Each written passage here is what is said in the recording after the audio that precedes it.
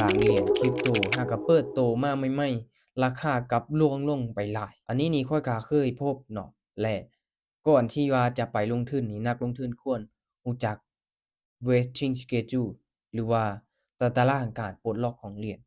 ถ้าไผที่ยังบ่เคยได้ยินคำนี้เดี๋ยวมื้อนี้มาทำความรู้จักนำกันเดี๋ยวข้อยจะอธิบายให้ทุกคนเข้าใจแบบง่ายๆกับคำว่า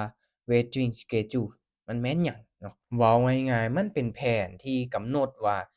ทีมงานหรือว่านักลงทุนเนาะผู้ที่มีส่วนร่วมในพรอเจกต์เหรียญนี้นี่จะได้รับเหรียญในเมื่อใดหรือว่าจำนวนเท่าใด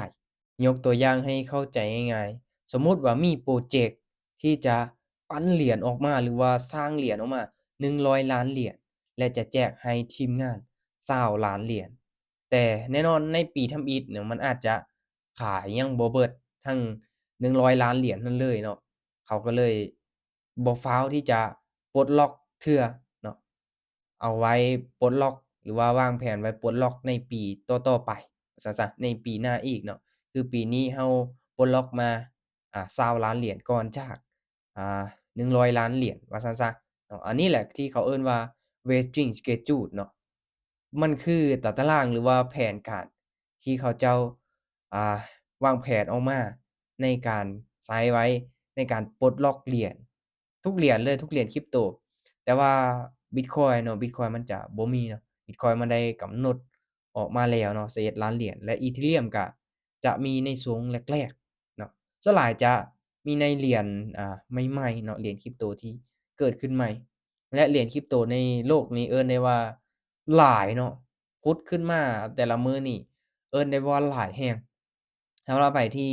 จะไปลงทุนนี่ต้องเก็บกำข้อมูลหรือว่าไปเบิ่ง Vesting Schedule ดีๆเนาะว่าเหรียญนี้นี่มีโอกาสเนาะเป็นจั่งใดมีโอกาสที่จะเติบโตบ่ Vesting Schedule มันก็มีความสำคัญอยู่เนาะในกรณีที่ปลดล็อกเหรียญมาแบบหลายเนาะจำนวนหลายเกินไปว่าซั่นซะผู้ที่ได้รับเหรียญนั้นเขาเจ้าก็ทำการขายเหรียญไปเนาะ เพื่อสร้างกำไรเดะแต่ในเมื่อเหรียญมันหลายจนเกินไปแต่ว่าคนต้องการซื้อมันมีน้อยเนาะก็เฮ็ดให้ราคามันปรับตัวลงเนาะหรือว่าปรับตัวลงเนาะราคามันก็จะร่วงลงแรงคือที่ข้อยเว้าไปเนาะเพราะฉะนั้นก่อนที่ว่าจะไปลงทุนเหรียญใดเราควรที่จะไปกดเช็กเบิ่ง Vesting Schedule ก่อนเนาะว่ามันจะปลดล็อกมามื้อใดปลดล็อกมาจำนวนจักเหรียญหรือว่าปลดล็อกมาให้ไผเนาะ ถ้าว่าเราได้ศึกษาข้อมูลตัวนี้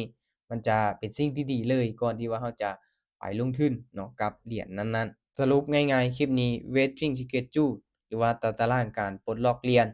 ก็ถ้าว่าเรามีความรู้เกี่ยวกับ Vesting Schedule แล้วนี่มันเป็นสิ่งที่ดีเลยแหละเนาะที่เฮ็ดให้เรานี่ประเมินเนาะก่อนที่ว่าเราจะไปลงทุนเนาะประกอบการตัดสินใจของเราได้ดี โอเคทุกคนเนาะย้ำว่าในการลงทุนใน Cryptocurrency มันมีความเสี่ยงที่สูงหลายใครที่อยากศึกษาอยากลงทุน